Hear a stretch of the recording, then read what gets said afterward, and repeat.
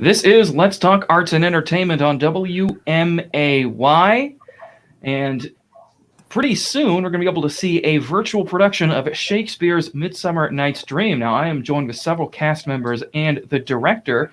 If you can please welcome Dennis, Squire, Joshua, Lauren, and Makynzie. How are you guys doing? Pretty good. Hey, Great. buenos dias.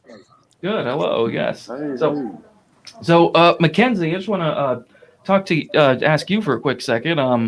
You've been putting this show together. I'm sure there's been some rehearsals, maybe some individuals. How? First off, if you can tell me, when is the show going to be, and then have rehearsals been individually or in groups? So we actually set our show date. It will be this Wednesday, so actually 2 days from now, the January 27th, starting at 5:30 p.m. Central Standard Time. So we just found a date that worked for all of our cast members, and it just happened to be pretty soon. So it will be in 2 days. So we'll be posting our Zoom link. I'll be sharing it around on Facebook. I'm encouraging our cast to share it around on Facebook, invite friends, family members, anyone from their theater communities they wish to watch us and be our audience. And actually with this show, we didn't have any rehearsals. So we've kind of just been communicating through a group chat. And I've encouraged our cast to either, costume themselves if they wanted to. They can rehearse on their own if they wish. But we didn't have any sort of organized rehearsals, just to kind of make it a more laid back, more stress-free, and just kind of have fun sort of show. So we actually haven't had rehearsals. Nice. Well, that's interesting. So everybody's kind of just looking over the show, doing what they can that way. That is pretty cool. Joshua, if I could ask you, who do you play in the show, and how has your experience been thus far? I play Demetrius in the show, and I have so much going on in my life right now. I am a college junior as well as a professional actor. I'm actually in a show right now, collegiate show called She Kills Monsters. We're going to shoot it like a TV and film. Ooh. And I'm Orcus / Ronnie in that show. So I'm trying to get those lines in my head. And then I can't wait to start the reading for Midsummer Night's Dream, because I'm a huge Shakespeare fan. I love Shakespeare because when I was a kid at the Yoder Center, I like the little ghetto camps they used to give us to the little black kids. They used to come and perform for us, and they would perform it and how we ghetto kids would understand it. They would use references like modern references, mid 2000s. 50 Cent and no type of references. And then as I got older, I start to realize that Shakespeare was sneak dissing. Yo, what's up, Peter? Shakespeare was sneak dissing all those people that he wrote about. Like, he was talking about his time, but he was sneak dissing them. And I was like, man, that's cool, man. That brother's out of sight. Yeah, it is really interesting. I mean, Shakespeare, a lot of the stuff he's written and a lot of the situations that the characters find themselves in the various plays and stories, I mean, those a lot of them could be relevant to today. You see a lot of adaptations that either take place now or adapted from it. Yeah, no, it's I definitely definitely agree with you there. Dennis, I want to ask you. I know you said you as I think several people here as well. I'm so you have sorry. experience. I got to get to class, guys, but it was nice seeing all of you, and I can't wait to do the reading with you guys. Likewise. Thank you, Josh. Break a leg. Thank you. Right, so, Dennis, I got to ask you, you've been in this show as well, and you have a history of theater as well here in Springfield, and you've been around different places, and now you also are involved. You write for the Illinois Times. Tell me a little bit about both your history of the show and theater in Springfield and here around the country. Well, my first experience with Shakespeare on stage was at Sacred Heart Academy in 1973 in a production of A Midsummer Night's Dream, of all things. And it was a production that involved all of the female parts were played by girls at the school, and the rest of the men were all played by actors who were involved in the community theater at that time, which at that point was the Muni and the Theater Guild. And it was a lot of fun. I've gone on from there and done a few other things, including directing Shakespeare. I grew up here, and I now live in Springfield again, and I've had a varied career primarily in show business, but I primarily am a writer. So I'm particularly interested in the language of Shakespeare. I would note, being from Springfield, that Abraham Lincoln's favorite author, who he referred to over and over again, was Shakespeare. In this production, I'm playing the all-powerful Oberon, the king of the fairies, who is in a cosmic conflict with his wife, Titania.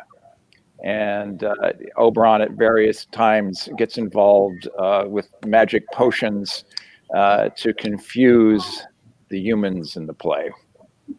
Nice. Yes, he's a very, very interesting character, and I'm sure you're going to be doing a great job with that. I'm going to also hear with Squire. Oh, there you are. Hello. Good to see you again. We shared the stage somewhat recently. Well, I guess recently is in like a year or two ago. But how have you been? And which character are you playing?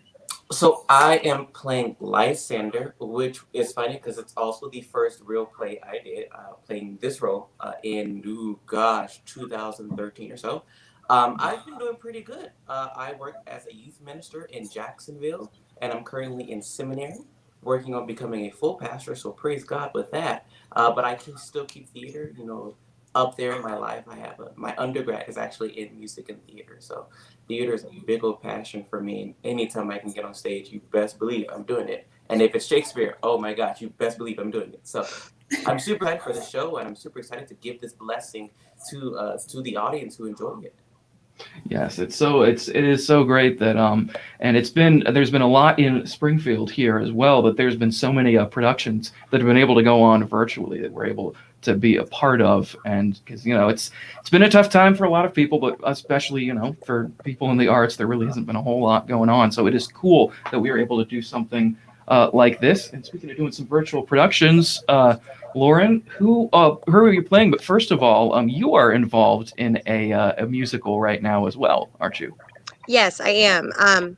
So I moved to Texas a few months ago to start getting theater experience for grad school in hopefully a few years. And I'm doing a production of Grease, where we have socially distanced all the seating out in the audience, and we all have to wear our masks and everything backstage during the rehearsal process. And so it's definitely been an experience, and I'm really excited to be able to get to do this virtual production with everyone back home. When I saw Makynzie posted the audition information, I was like, yes, I want to audition. I've never gotten to do a show with Makynzie, and we've played softball together in the past, and so it's something that I have always kind of wanted to do. Like, we always had that we bonded over when we were playing softball, that we both did theater, and so I'm like, why have we never done a show together?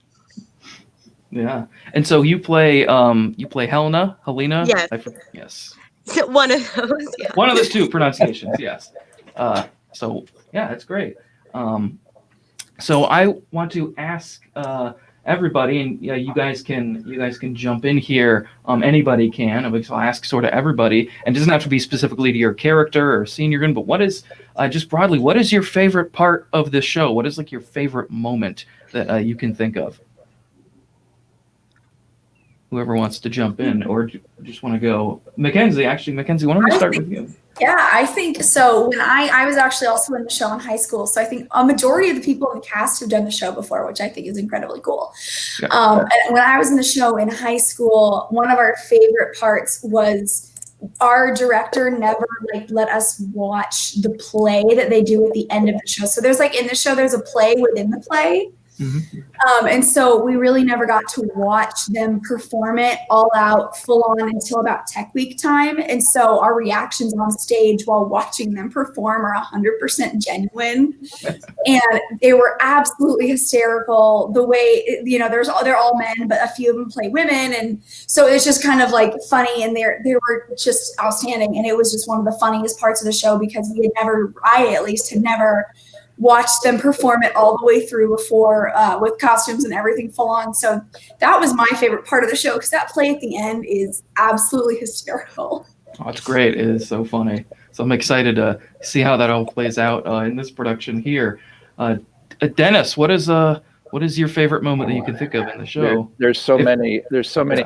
A Midsummer Night's Dream is by far the most produced of all of Shakespeare's plays, both professionally and in schools and on the amateur stage.